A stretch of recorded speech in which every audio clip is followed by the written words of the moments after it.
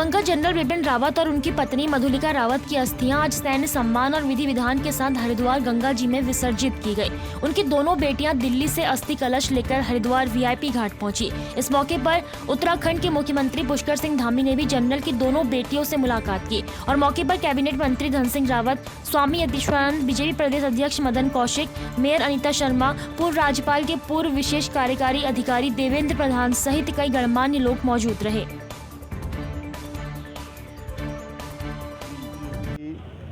एक तो इच्छा ही थी कि मैं उत्तराखंड में अपना रहूँगा रिटायरमेंट के बाद, और गांव में भी मैं घर बनाऊँगा। दूसरी बात, उनकी बहुत बड़ी इच्छा थी कि 2 स्कूल उत्तराखंड में बनाऊँ, एक गढ़वाल मंडल में, एक कुमायूं मंडल में। ये उनकी एक बड़ी इच्छा थी। अभी 3 दिन पहले भी जो उनको मिलने वाले थे, उन्हें तब भी ये इच्छा प्रकट करी थी कि देखो यार, मैं 1 साल बाद सेवानिवृत्त होऊंगा तो मैं एजुकेशन के लिए काम करूंगा। ये बड़ी इच्छा थी उनकी।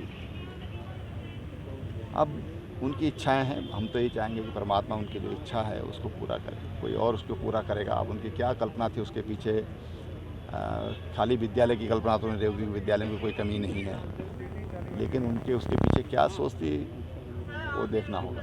जब अंतिम संस्कार के बाद पुष्प विसर्जन बोलते हैं, जिसको हम अस्थि प्रवाह भी कहते हैं, एक तरह से ये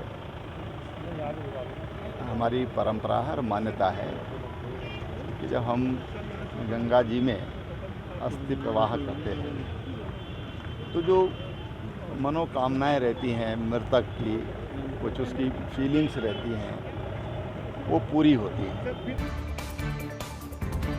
पूर्व मुख्यमंत्री व कांग्रेस के चुनाव कैंपेन प्रमुख हरीश रावत ने सदन के अंतिम दिन पुलिस प्रशासन और मंत्रियों को चौंका दिया। दरअसल दोपहर में ये संदेश वायरल हो गया कि अवैध खनन के मसले पर हरीश रावत विधानसभा पहुंच रहे हैं। इस सूचना पर विधानसभा के सभी बैरियर बंद करते हुए एंट्री रोक दी गई। तो वहीं इस दौरान हरीश रावत ने कहा कि सरकार अवैध खनन के काम में लगी हुई है और इसीलिए आज उन्हें मजबूरन विधानसभा गेट पर धरने पर बैठना पड़ा है। वहीं हरीश रावत के उपवास पर कैबिनेट मंत्री हरक सिंह रावत ने तंज कसा है। उन्होंने कहा कि सबसे ज्यादा अवैध खनन और जहरीली शराब का कारोबार किसकी सरकार में हुआ है, ये जनता तय करेगी।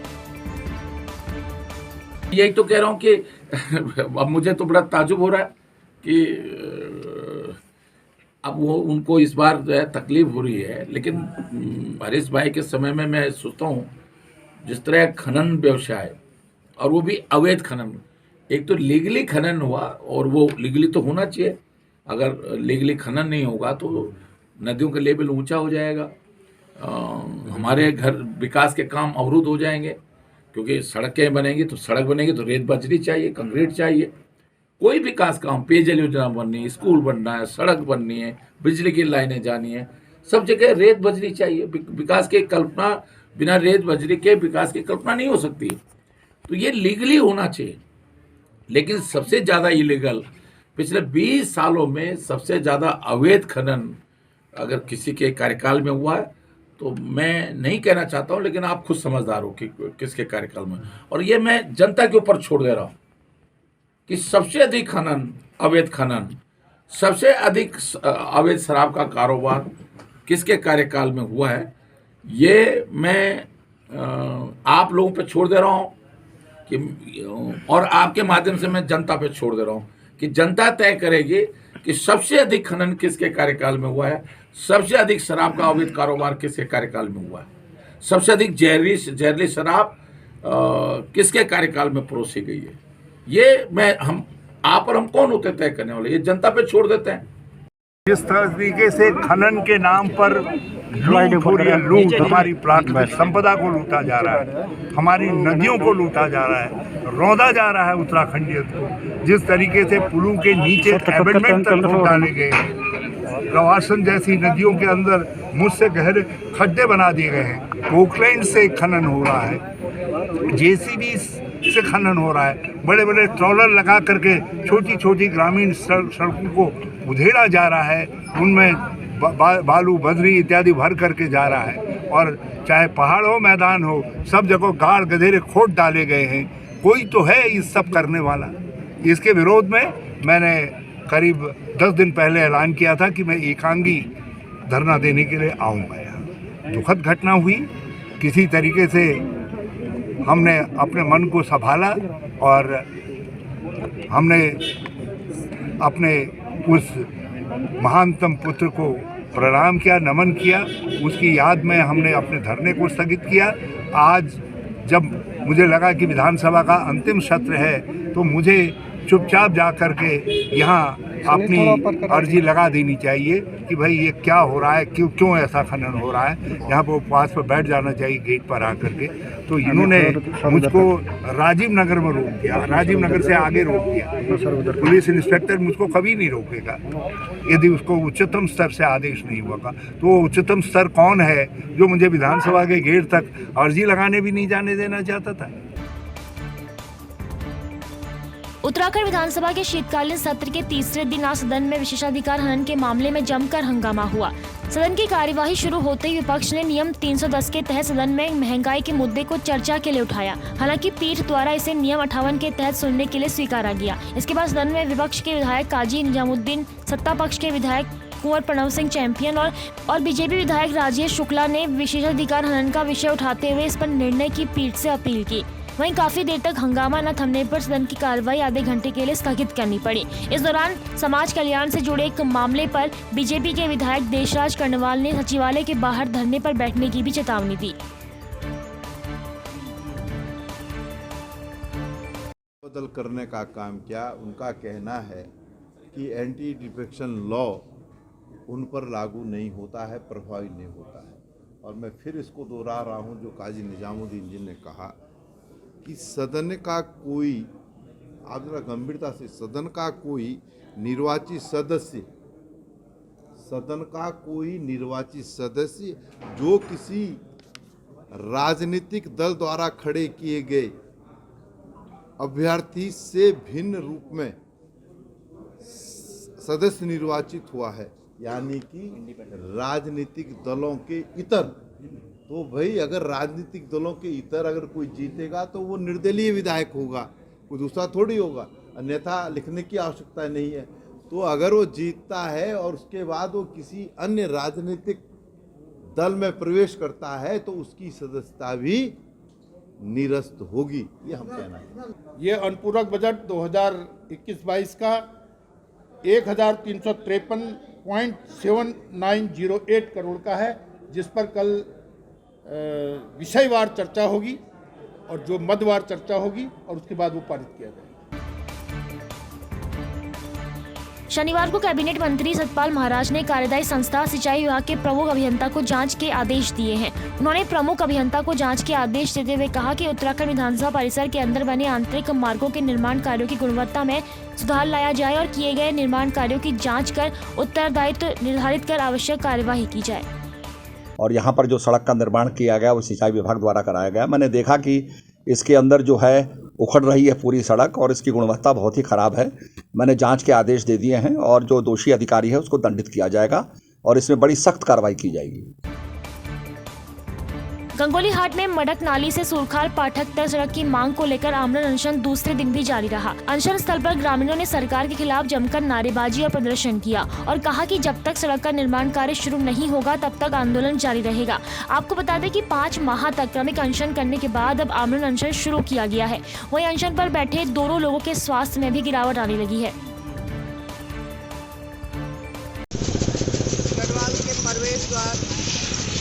ऋषिकेश नगर निगम क्षेत्र के सीमा पर हम सभी नगर निगम के पार्षदों ने, नगर निगम के अधिकारियों ने हमने ये निर्णय लिया कि भीमपुत्र माँ भारती के अमर वीर शहीद जनरल बिपिन रावत जी के नाम पे हम यहाँ पर एक भव्य स्मृति द्वार उनका यहाँ पर बनाएंगे।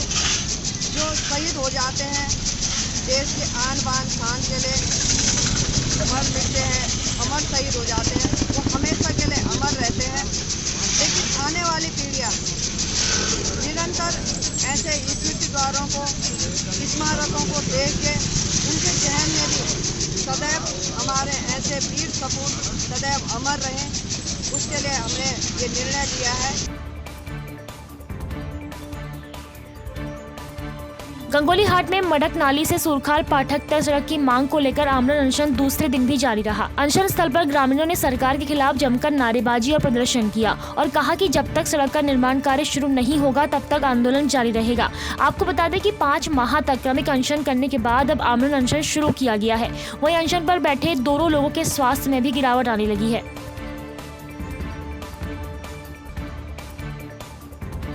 2016 में सुरखाल पाठक वाली सड़क स्वीकृत हो गई थी, लेकिन तब से 2017 में जो ही भारतीय जनता पार्टी की सरकार आई तब से आज तक उन्होंने उसकी सुध नहीं ली, जबकि आज तक सड़क कट जानी चाहिए थी। यदि लोगों को अपनी सुविधाएं चाहेंगे तो लोग आंदोलन अनिवार्य रूप से करेंगे। हम वहाँ के लोगों को कल भी हम धरना स्थल पर गए थे, हमने विश्वास दिलाया है कि 2022 में जब कांग्रेस की सरकार बनेगी तो सर्वप्रथम हम मड़क नाली सुरखाल मोटर मार्ग को बनाएंगे।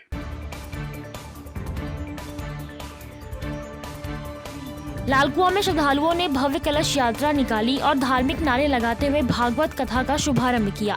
झांसी से आए कथा व्यास अवधेश मिश्र किंकर ने जीवन मूल्यों पर प्रकाश डालते हुए भागवत कथा में भगवान की कथा का वर्णन किया, तो वहीं आयोजक महाराज श्री सत्य बोधानंद ने विश्व शांति का संदेश देते हुए भागवत कथा के महत्व पर बल दिया।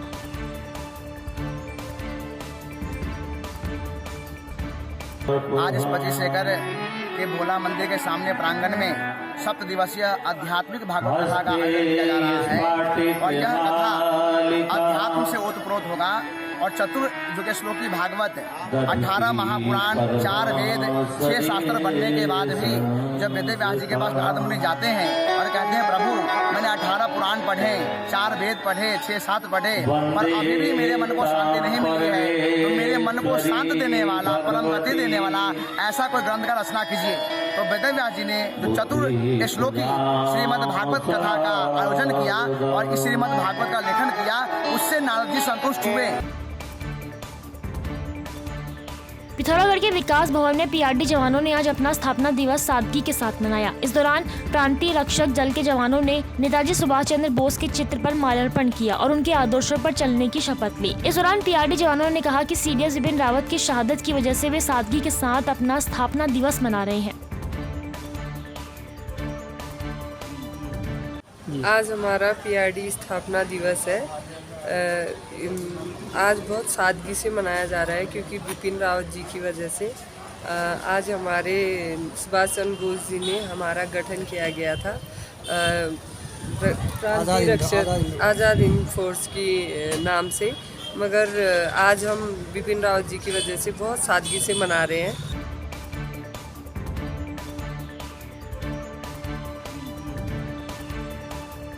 पिथौरागढ़ में अपनी 2 सूत्री मांगों को लेकर हड़ताल पर गए एनएचएम कर्मचारियों का धरना लगातार 5वें दिन भी जारी रहा। इस दौरान हड़ताली एनएचएम कर्मचारियों ने धरना स्थल पर एकत्रित होकर सरकार के खिलाफ जमकर नारेबाजी की। इन कर्मचारियों का कहना है कि वे सरकार से हरियाणा की तर्ज पर वेतनमान देने के साथ ही सभी आउटसोर्सिंग कर्मचारियों को एनएचएम में समायोजित किए जाने की मांग कर रहे हैं, लेकिन सरकार द्वारा उनकी मांगों पर अब तक कोई भी विचार नहीं किया गया है।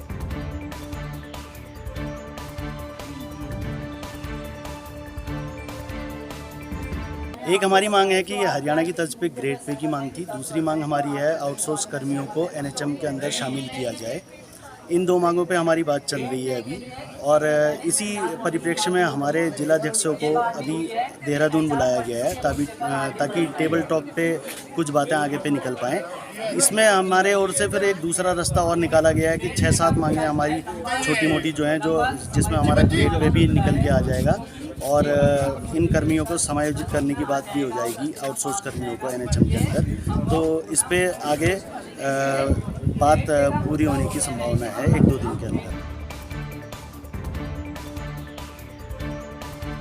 राज्य आंदोलनकारी घोषित किए जाने की मांग को लेकर पिथौरागढ़ में वंचित राज्य आंदोलनकारी संगठन का धरना लगातार जारी है। वंचित राज्य आंदोलनकारी चिन्हीकरण संघर्ष समिति के बैनर तले लोग कई दिनों से जिला मुख्यालय में धरना देकर राज्य आंदोलनकारी घोषित किए जाने की मांग कर रहे हैं। इन वंचित राज्य आंदोलनकारियों का कहना है कि वे अपना सब कुछ छोड़कर राज्य आंदोलन की लड़ाई में कूद पड़े थे, उसके बावजूद भी सरकार द्वारा उनके साथ सौतेला व्यवहार किया जा रहा है। आंदोलनकारियों ने मुख्यमंत्री से उन्हें जल्द से जल्द राज्य आंदोलनकारी घोषित करने की मांग की है। सर, मेरा बस आज मुख्यमंत्री जी से निवेदन है कि जितने भी हमारे वरिष्ठ लोग और आंदोलनकारी वास्तव में रहे हैं उनको घोषित करने की कृपा करें, जिससे कि हमारे लोगों में एक शांति का माहौल बना रहे और लंबे समय से ये लोग आंदोलन कर रहे हैं, यही मैं कहना चाहता हूँ।